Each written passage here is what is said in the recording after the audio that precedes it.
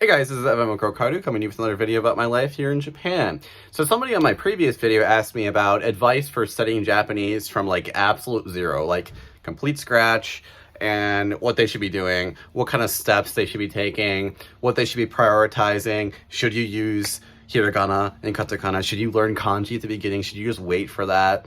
So I've been living in Japan for around 10 years now. I moved here to study at a Japanese language school, and then I went to university, and I've basically been living my whole life here in Japanese for around 10 years. I took university classes in Japanese. I've worked in Japanese. I've done a lot of things in Japanese, so I think I have some authority on the subject. So, yeah, for studying Japanese. So I think, in my opinion, there's basically two distinct phases of studying Japanese. And obviously the beginning phase is like one of the more fun phases, but it's also one of the more difficult phases to get through. And what do I mean by that? Well, I think that once you get to a point when you can start studying Japanese by using Japanese, you start going into a whole nother realm of what it means to do language learning. I talked in one of my previous videos about my method for studying during university, where I basically was chaining words that I was looking up into other study opportunities. So what I mean by that is basically, if I didn't know a word, I would type it into Google. I would check out what kind of suggested sentences, what kind of suggested terms would come up. I'd click on one of those things, one of those articles, Wikipedia, whatever. Then within that article, obviously, I would study like 3 different ways that word is being used, or wherever that word is being used within the article. Write that down. I think it's very important to write things down if you're going to be studying repetition. Just writing for writing's sake, it's just like a theory of linguistics, or it's been proven scientifically that writing things down helps you remember it. So write down as much as you can. I went through probably, I don't know, 30 notebooks since I moved here. Just buy notebooks and just like literally, I'm not even kidding, this probably isn't like the best way to study, but I've done this so much. I've probably spent thousands of hours doing this. Just have your notebook out and just write while you're watching a movie. It doesn't even need to be a Japanese movie. Just like write while you're doing something kind of mindless. Whatever you learn that day, example sentences, kanji especially, right is the most important thing. But within that other kind of the method I was talking about, you go into a Wikipedia article, you go into some kind of article, or, whatever you're seeing at that point, and you use that to chain to find other words that you don't know, and then you do the same thing and you repeat. But what do you do if you don't know enough Japanese to do that yet, right? I think that's probably where maybe most people are at. My suggestion at that point is to use Genki 1, the textbook. That's the textbook I used when I started. I haven't used any other beginner textbooks, but to me that one was great, because the thing that's really good about Genki is it starts out by writing everything in Romaji, in English letters.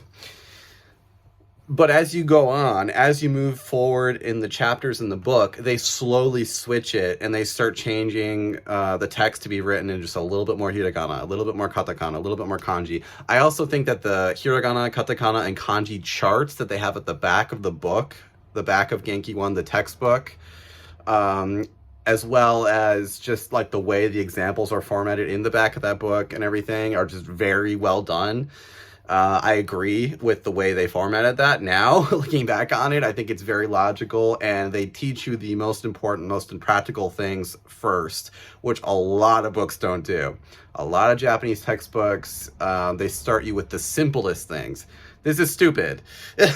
I am still learning kanji after 11 years of studying Japanese. I am still learning kanji for things like eto. Like simple words. Eto is, I'm forgetting the English. It's like your, the year of like if you're born in the year of the dragon or the year of the boar or whatever, I'm the year of the boar. That's called eto in Japanese. And I just learned the kanji for that like last month or something, because you don't talk about that. You don't use it very much, but it's a very simple kanji. This is stupid. Don't study things that are simple. Study things that are useful. One of the first kanji that Genki will have you learn on the back of the book is the kanji for the days of the week. So like Nichiyobi, Getsuyobi, Kayobi.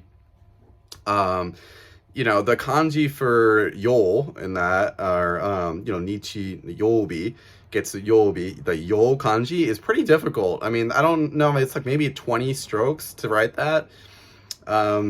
It's a fairly difficult kanji, and that's one of the first ones they teach you. That is exactly how you should be studying it. Do not study the simplest things. It is very, very stupid. So that's the way it's written in Genki, and I think that's fantastic. But also the way they kind of just like, they introduce hiragana and katakana slowly within the text, within the example stories, is really good. And so honestly, it's very simple, but I would suggest start with Genki and just like use that book religiously. Genki 1. Genki 2, honestly, I don't think is quite as good of a book. I don't know why. It just feels like the jump from Genki 1 to Genki 2 is very strange. I don't really know if I would recommend Genki 2, but Genki 1 is fantastic. So, orange book, pick it up. Great book. You don't need the workbook. You don't need the CD. Just buy the textbook and carry it around with you everywhere you go. Use that. Study, use other sources on YouTube for listening and stuff. The CD is good. Like for textbook, for classroom use, it's quite good. But I don't think you need it if you're studying by yourself. But yeah, Genki 1, the textbook, is very good.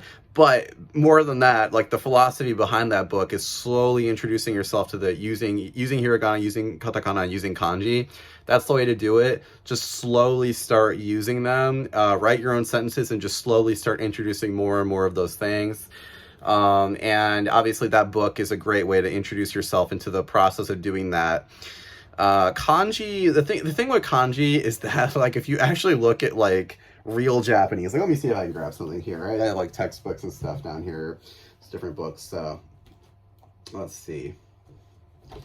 Here's like a, oh, this is a little bit difficult, but this is a fairly standard, like, just things. This is what Japanese like actually looks like if you're like, let's see, is it in focus? This is what Japanese looks like. This is like real Japanese. This isn't like, I mean, not that manga isn't real, but this is like actual like adult, you know, like the kind of text you would see like in an actual like novel or something like that, right? And documentation and things you'll be doing at your job. This is what Japanese actually looks like. And if you look at it, it's mostly kanji. I mean, let's see. I mean, it's probably 70% kanji, right? So the reality is if you try to go into reading Japanese and you don't know kanji, you're going to hit that wall where you're not going to understand the majority of it, right? So I think actually a good way of bridging that gap, like I just said, is to use manga. A good manga for studying Japanese, I would say, is Death Note, actually.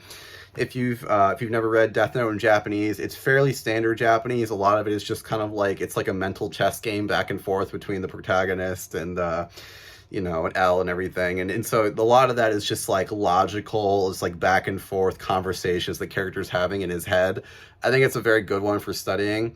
I personally don't think there's a problem with using manga or anime or whatever to study like as a supplementary thing, as long as you know that it's not like something obviously that you can use in real life. But, you know, I don't think anyone's gonna, you know, well, actually there's a lot of people who would try to do that, but I trust you guys. But, you know, I read a little bit of One Piece when I started studying Japanese. I think that's fine. There's nothing wrong with that. One Piece is actually a little difficult though. But, you know, because how often are you going to talk about pirates and stuff? But let's see, I got Attack on Titan here. Attack on Titan is also pretty difficult, I think. You know, especially some of the later books, because it's a lot of like genetics, a lot of things like they're talking about the Titans, you know, so it can be a little bit weird. But, you know, this is like what it would look like if you were, you know, reading the manga in Japanese. And, you know, so they have like the furigana written for, you know, most of this one's not, but this, you know, they got it written there. So, you know, if there's something you don't know how, oh, it is written there, you can see it. So yeah, they, you know, they write down the readings for how to read the kanji next to it. So, you know, I think manga is actually pretty good for learning how to read kanji. It's not good for learning how to talk, but it's good for learning just like how to pronounce each kanji, right? And kind of getting that under your vocabulary. So I think if you want to like get into reading, obviously reading like See, I don't even know if I would recommend children's books because, like, you know, it'll be completely written in hiragana. So at the beginning, like, if you're just trying to learn, like, or practice reading in another language, and if you've never learned another language before, and you just want to know what that feels like to read characters in another language, I think it's actually great to, like, read some children's books and stuff. Like, get the Japanese version of, like, The Hungry Caterpillar or whatever, obviously Japanese books, and just try to read through those. I think a next step up, if you want to try to read more, like, just and actually, like, understand what's going on, is specific manga. But, you know, it's difficult to give recommendations on that because, you know, a lot of the manga that are easier to read are a little bit less practical. Like I said, One Piece is a little bit easier to read. There's not quite as much kanji in there, but then they're talking about pirates the whole time. So, I mean, how practical is that for learning Japanese? But obviously you can find some good, you know, some good examples there. I don't know. I used to read a lot more manga and stuff. I don't really read that much anymore. Off the top of my head, I can't really think of anything. But yeah, Death Note is very good, though. Death Note is actually, like, practical. So I think it's completely fine to use Death Note to study Japanese. Yeah, I think beyond that, I mean, honestly, though, like, you know, there's a big jump between reading things like manga and reading things like actual books, or I don't mean anything by that, guys. I'm just struggling to explain what I mean. I'm not saying manga aren't, like, books or aren't, like, worth reading, but I'm just saying, like, the gap between literature and manga and everything, or like actual, like, textbooks or things you'll do at work and manga is quite big. So I think the reality is that until you learn enough kanji, you learn to read enough kanji to where you won't have to stop literally every line, I think that it's going to be kind of frustrating, and it's going to be difficult to keep up with it. So I would recommend not even really attempting that much to read more difficult things beyond that until you get to, like, N2 level or something like that. If you're looking for textbooks, this is more of, like, intermediate level or advanced level. But personally, my favorite textbook series is this, Shinkansen Master. Shinkansen Master. I think you could type that in English and it'll come up, but in Japanese, Shinkansen Master. This is for the JLPT. This is a Nihongo no Yakushiken N1 Bunpo Grammar Shinkansen Master. This is the best series of textbooks that I've seen. I've used a lot. I probably went through 10, 15 different series over my time studying Japanese, and this is the best series by far. It's the most practical. This is the best series if you're able to teach yourself, by far, because there is so much nonsense in other textbooks that it's like stuff that either won't actually be on the JLPT or stuff that's just kind of like weird, like overly academic grammar. Everything in these books is useful. They're like the perfect size.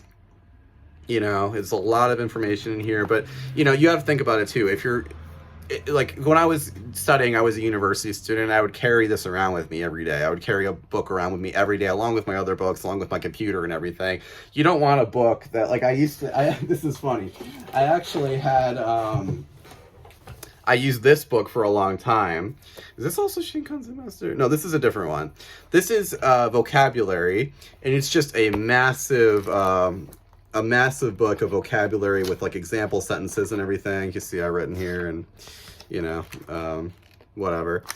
So, you know, it has like a lot of really good practical words in here. This is a very good book. Sorry. It's a very good book, but it's very heavy. This was like, yeah, it's 400 pages. This is 400 pages. So I actually cut out, you see, I cut out a lot of these. There were a lot of pages that were like redundant repeats, examples of, like, you know, example sentences of words that had already had like a few example sentences previously in the book. There were more example sentences. I actually cut out a couple hundred pages of this book, or I don't know, maybe like 100 pages of the 400 pages. So it would actually be an actual carryable, portable size for me to bring with to class and everything. So that's something to think about as well. And that's what I really love about the Shinkansen series. This is actually amazing. This is like the perfect size, weight, level of practicality. It's difficult, but it's not, you know, it's not nonsense. And I've seen the other side of that, like, you know, teaching materials for the Aiken and stuff, for the LSAT, what is it, the test that Japanese people take for English, TOEIC, and there are a lot of the questions and the vocabulary is just ridiculous. So yeah, the Shinkansen Master Series is fantastic. Let's see what else I got here. This was also a very good book. You Can Nihongo no Yakushin Kore Dake. Yeah, and one. This is a grammar book, but it comes with this red sheet, so you can like block the answer. The answers will be in red. And you can block it, so you can't see it. Yeah, I mean, also another great book. This is for N1 though. I mean, I had more textbooks that were like intermediate level, and I kind of wish I kept them so I could talk about them in videos, but eventually I got rid of them during moves and stuff because I just didn't have room. If you guys are intermediate level or low intermediate level, there was also a book called Chukyu Iko. Like Let's Go to Intermediate Level. It's a white textbook. It has like some, maybe like 8 squares in different colors and like very simple cover design, but it just says Chukyu Iko. Try typing that in English. Maybe you can find it. That's also a very good one. That's like it's like a kind of a bridge textbook between beginner level and intermediate level. That's a great one. But for that, like those the more beginner, like intermediate level stuff though, I used a lot of the textbooks that were actually like the official textbooks of my language school, so I don't know as much about that level of like which textbook you should be used. Like I've heard of like Minna no Nihongo and stuff, but I haven't really used it that much. And I don't know, I've skimmed through some stuff. My opinion, just based on skimming through a lot of things, is that Genki is the best. Genki 1 is the best textbook to start with.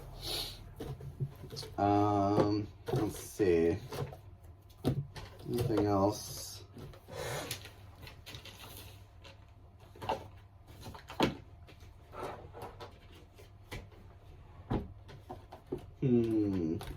I think for now that's all I got. So yeah, as far as like study habits, like how much should you study every day? Is it okay for you to be like watching movies and stuff like that to study? I think my advice is to use Japanese as much as possible. The more you use Japanese, the more your mindset will shift into being like in a Japanese mode, and the easier it'll be for you to pick up on grammar, pick up on pronunciation, and pick up on the culture, because so much of Japanese is the culture, right? Like, how do you translate, if you guys are studying, you probably know, like, they always say this, like, itakimasu. Itakimasu. You see that in tons of anime, right? Where someone's leaving the house and you like announce to everyone else that you're leaving, right? Well, they always translate that to like, I'm off. But like, come on, like, let's just like leave it to Beaver or something. Nobody says that, right? So I don't know about other Romance languages, but in English we don't, we don't say that, right? Is English a Romance language? Is it Germanic? I don't know. But yeah, we don't actually say that, right? That's the culture. We don't say itadakimasu or gochidosama deshita. We might say something like, oh, thank you, or oh, thank you for the meal, but it's like a little bit of a different context. The mentality behind it is different. The cadence behind it is different. It's not something you're expected to say, and because you're expected to say it in Japan, there's like a response, and that just kind of like folded in itself 50 times until you have a mindset and a personality in Japanese. So spending as much time as possible using Japanese and surrounding yourself with Japanese is the key to developing a Japanese mindset, which is the key to actually turning Japanese into a practical thing that's worth studying and not just like a homework assignment you're giving for yourself, especially if you're not even living in Japan. It seems like, what's the point, right? So work on that. I also made another previous video, which I think I'm going to try to link here as well. That's called Stop Studying Kanji Like This, where I think I talk a little bit more about that process I had for studying before, and kind of like how you shouldn't study kanji. So I think I'll link that here as well. Sorry if some of the content is repeated. I honestly don't remember what's in some of my own videos, but I think that's a useful one. And yeah, I really appreciate you guys watching the video. If you enjoyed this video and you'd like to know more, please leave a comment. Please leave a comment on the video asking specifically what you would like to know about. Because honestly, like, it's a little hard for me to remember what it was like to be a beginner Japanese like learner. I mean, it's been 10 years since I started, so, or 11 years since I started. So yeah, ask questions. And also, if you guys would not only subscribe to the channel, but if you would follow me on Instagram, I want to be posting more stuff there as well. And I think I'll be talking about like language learning things and just general tips for moving to Japan, or just, you know, fun information about living in Japan that's a little bit less stupid than some of the other things I've seen on Instagram. Less fake information. So yeah, thanks for watching, guys. I hope you have a great day or night wherever you are. And yeah, I'll see you in the next one. Bye.